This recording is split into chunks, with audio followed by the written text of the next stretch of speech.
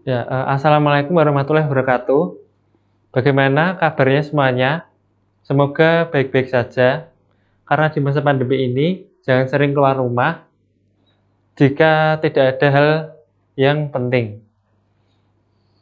Nah, perkenalkan, saya Prayudi Adnan dari Prodi Pendidikan Geografi UNES.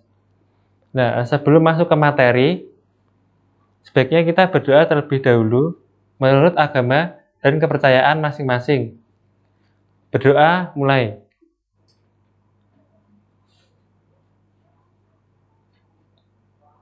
Nah, pada materi kali ini kita akan membahas tentang kerusakan lingkungan dan dampaknya bagi kehidupan flora dan fauna. Nah, ini merupakan kompetensi dasar. Yang pertama, menganalisis bahan flora dan fauna di Indonesia dan dunia berdasarkan karakteristik ekosistem. Membuat peta persebaran flora dan fauna di Indonesia dan dunia yang dilengkapi gambar hewan dan tumbuhan endemik.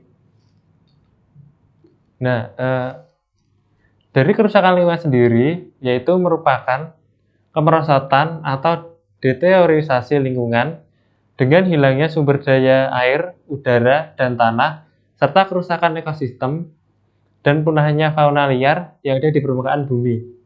Kerusakan lingkungan adalah salah satu hal paling berbahaya dari 10 ancaman di dunia. Nah, ini merupakan beberapa penyebab dari kerusakan lingkungan. Yang pertama yaitu letusan Gunung Merapi.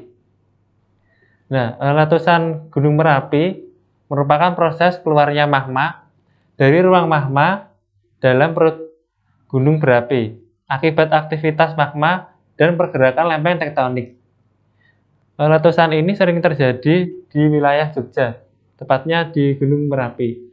Dan di bawah tersebut merupakan gambar dari letusan Gunung Merapi. Yang kedua, ada gempa bumi. Gempa bumi merupakan guncangan yang terjadi di permukaan bumi akibat pelepasan energi dari bawah permukaan secara tiba-tiba yang menciptakan gelombang seismik.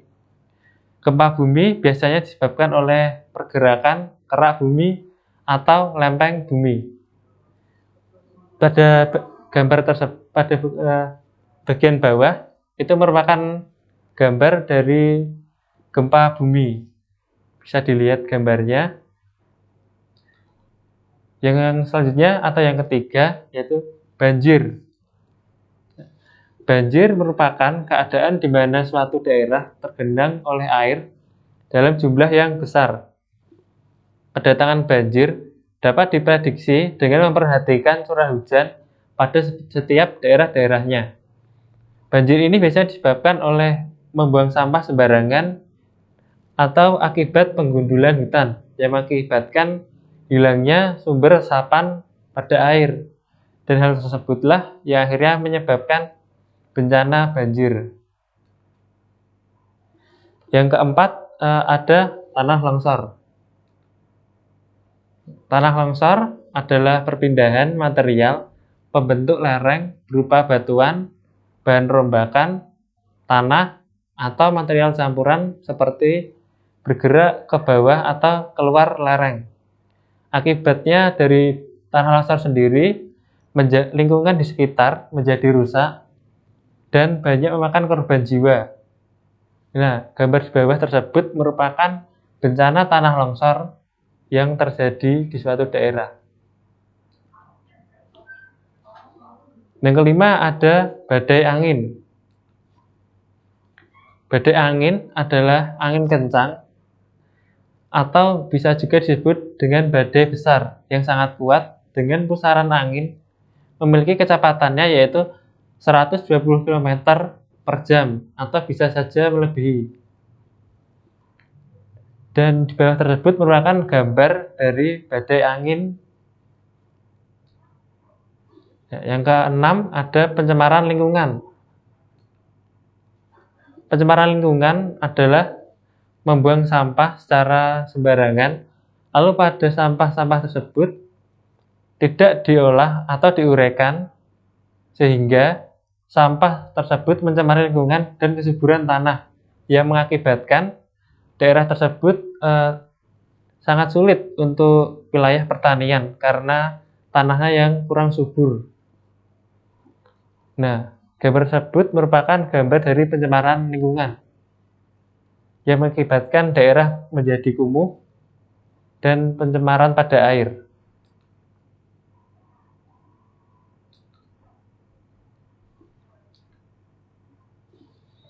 Yang ketujuh, perburuan liar.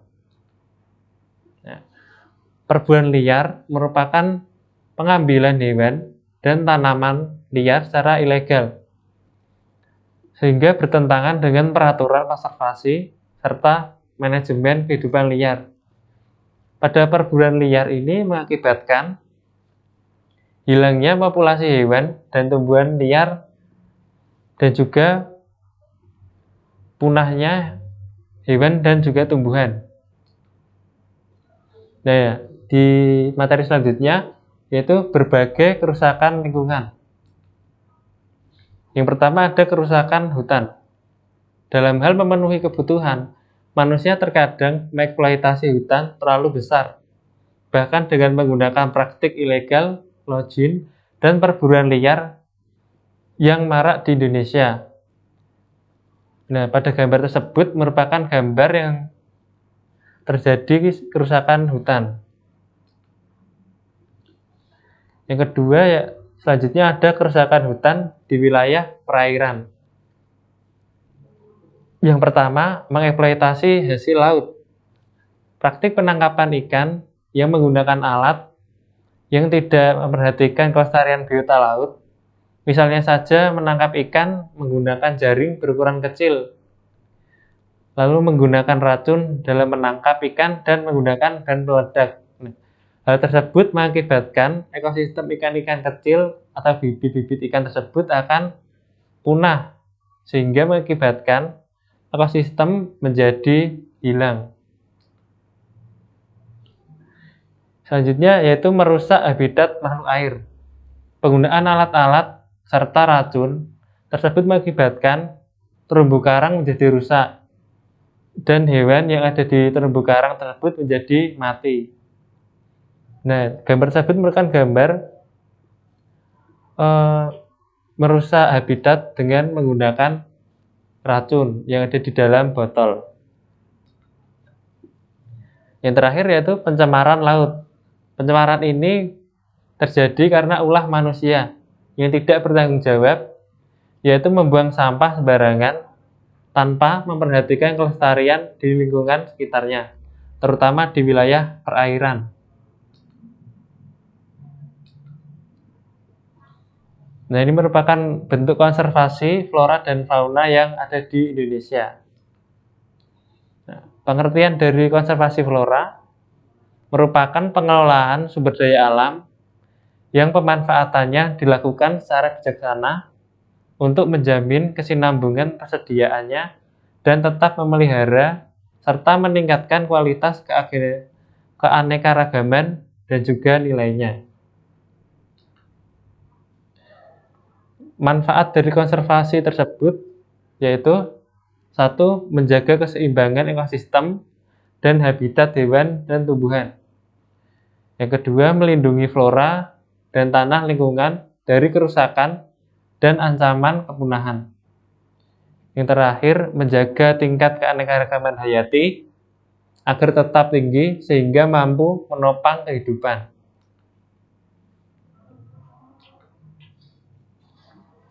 Tujuan dari konservasi flora yaitu yang pertama, menjaga keseimbangan ekosistem agar kehidupan di muka bumi ini tetap berjalan dengan baik. Selanjutnya, melestarikan keanekaragaman hayati yang bermanfaat bagi sumber keilmuan. Dan yang terakhir, memenuhi kebutuhan masyarakat, misalnya untuk bahan bangunan dan makanan.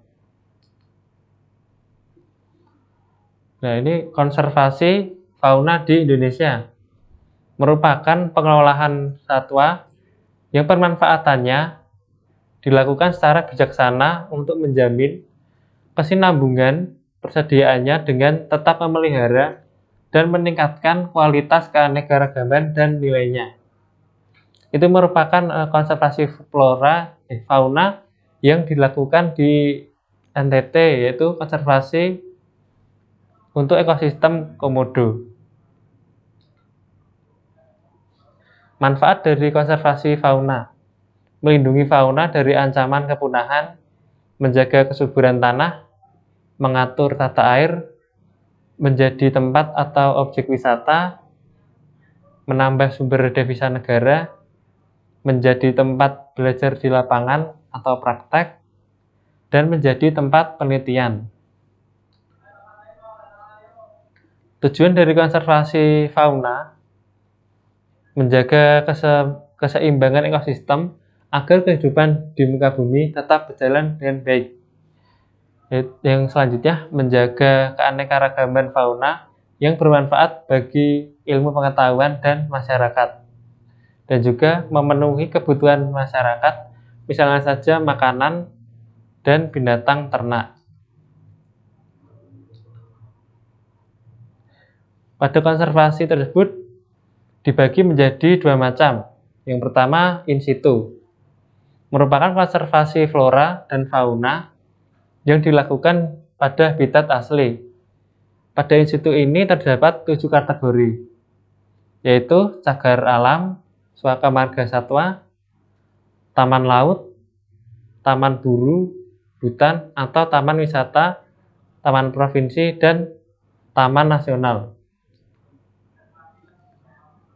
Yang kedua, yaitu konservasi secara ex situ, merupakan konservasi flora dan fauna yang dilakukan di luar habitat asli, namun kondisinya diupayakan sama dengan habitat aslinya.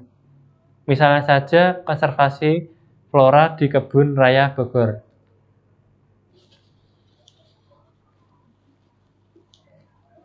Sekian materi yang dapat saya sampaikan. Jika ada kekurangan dalam tutur kata, saya minta maaf. Sebelum pembelajaran saya akhiri, mari kita berdoa menurut agama dan kepercayaan masing-masing. Berdoa mulai.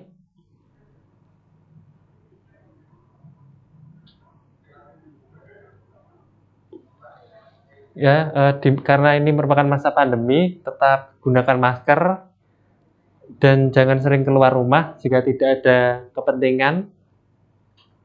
Wassalamualaikum warahmatullahi wabarakatuh.